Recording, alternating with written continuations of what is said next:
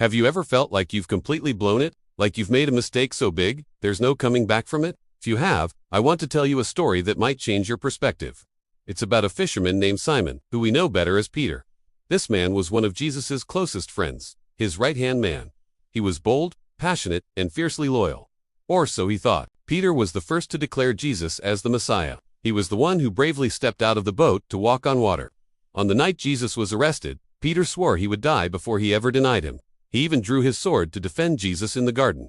You can just feel his passion, right? He was all in. But then, everything changed. In just a few hours, sitting by a charcoal fire, surrounded by strangers, fear crept in. 3 times, people pointed him out. You were with him. And 3 times, Peter said, I don't know the man. The moment the rooster crowed, his heart shattered. He had done the one thing he swore he would never do. He had betrayed his friend, his Lord. The Bible says he went out and wept bitterly. Can you imagine the weight of that guilt? He must have felt like the biggest failure in the world.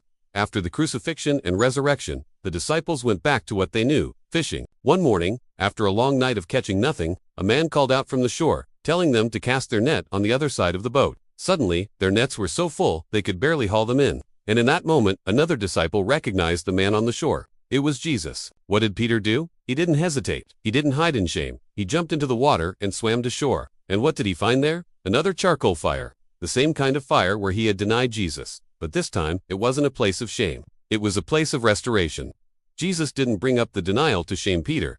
Instead, he asked him a simple question. 3 times. Peter, do you love me? Each time Peter answered, Yes, Lord. You know I love you. Jesus responded, Feed my lambs. Take care of my sheep. Feed my sheep.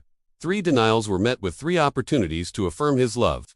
3 failures were met with a 3-fold commission. Jesus wasn't looking for a perfect follower. He was looking for a repentant heart. He took Peter's greatest failure and turned it into the foundation of his future ministry. Peter went from a fearful denier to a fearless preacher who would eventually lead the early church. His story shows us that no failure is too great for redemption. Our worst moments don't define us. What defines us is how we respond. Do we run toward grace, or do we stay stuck in our shame? Peter's story is a powerful reminder that our past mistakes do not disqualify us from a future purpose. If you're feeling weighed down by your failures, remember Peter by the charcoal fire. Redemption is waiting. Thanks for watching. If this story resonated with you, please like, share, and subscribe for more content like this. See you next time.